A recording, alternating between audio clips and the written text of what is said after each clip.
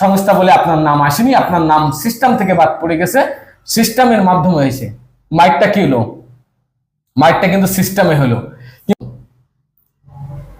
যেখানে অসঙ্গতি, যেখানেই দুর্নীতি, সেখানেই তো আমাকে কথা বলতে হবে। কিছুদিন আগে ঘূর্ণিঝড় রেমাল আঘাত আনে উপকূলে, ক্ষতিগ্রস্ত হয় উপকূলের মানুষ। আর এই ক্ষতিগ্রস্ত পরিবারের সহযোগিতা করার জন্য এগিয়ে আসে উত্তরণ নামে একটি সংস্থা। আর এই উত্তরণ নামের সংস্থাটি সুতারখালী ইউনিয়নে ১৬০০ পরিবারের মাঝে ৫,০০০ করে টাকা দিয়ে ৮০ লক্ষ টাকার সহযোগিতা করে। এবং এখানেই প্রসঙ্গতি যে কারা পেল আর কারা না পেল। কয়েকদিন ধরে জাস্টিফাই করছি যে আসলেই সেই ক্ষতিগ্রস্ত পরিবারগুলো পেয়েছে কিনা। যখন কোনো পরিবার ক্ষতিগ্রস্ত হয়, কেউ দুর্নীতির শিকার হয় এই সুতারখালী ইউনিয়নে, তখন আমার খুব খারাপ লাগে যে অবহেলিত মানুষগুলো, অবহেলিত অঞ্চলের মানুষগুলো কিভাবে বসবাস করে। আর এই মানুষগুলোর উপরে বারবার নির্যাতন, বারবার দুর্নীতির প্রেসার চাপিয়ে দেওয়া হয়।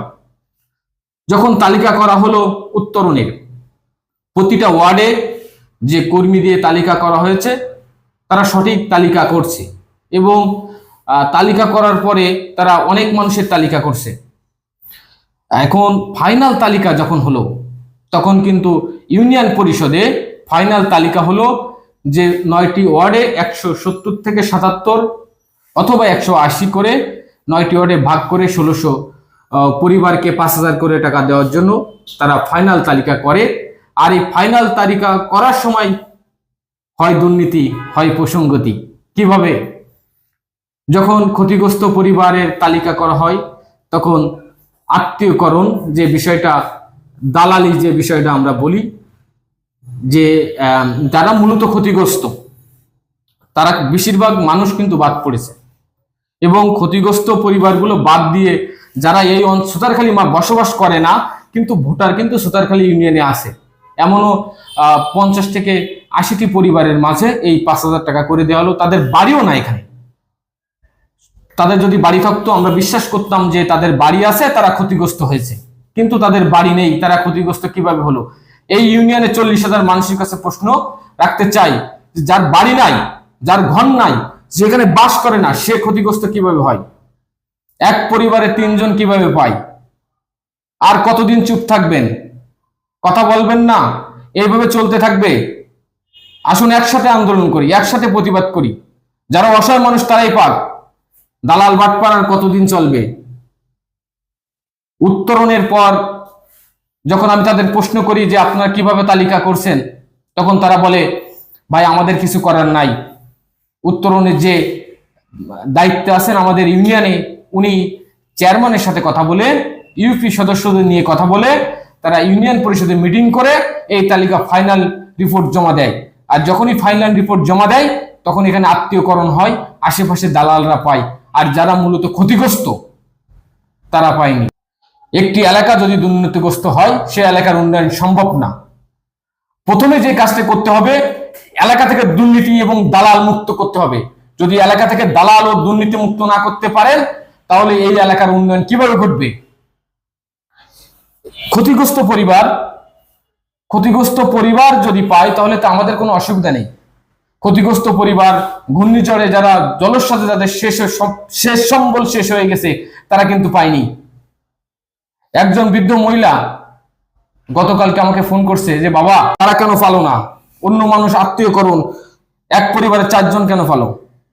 নাকি এর ভিতরে লুকিয়ে আছে বড় দুর্নীতি? আমি বের করবো ইনশাল্লাহ।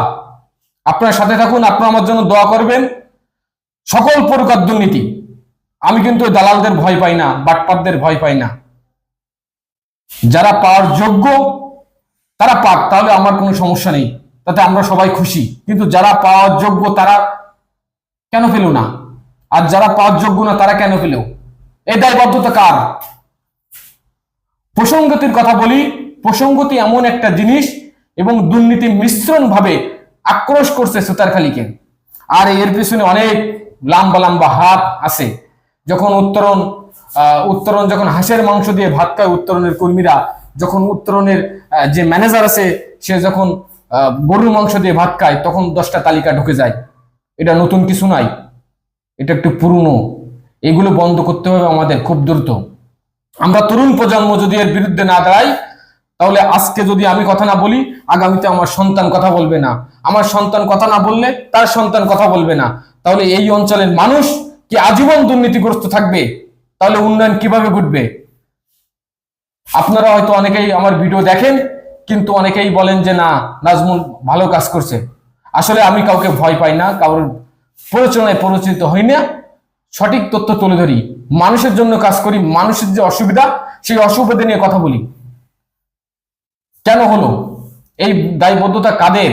যখন তালিকা, ফাইনাল তালিকা জমা হলো, তখন তো একবার দেখতে পারত পরিষদ বর্গ যে কারা পালো না পালো, সেখান থেকে নাম মাত দিয়ে নিজেদের লোকের আত্মীয়করণ যে বিষয়টা আমরা স্পষ্ট দেখি, আত্মীয়করণ এবং দালালকরণ, এই দালালকরণ আত্মীয়করণের কারণে এই তালিকাগুলো নিজস্ব লোকজন একটি গণ্ডির ভিতরে আবদ্ধ হয়ে এই 5,000 টাকা দিয়েছে।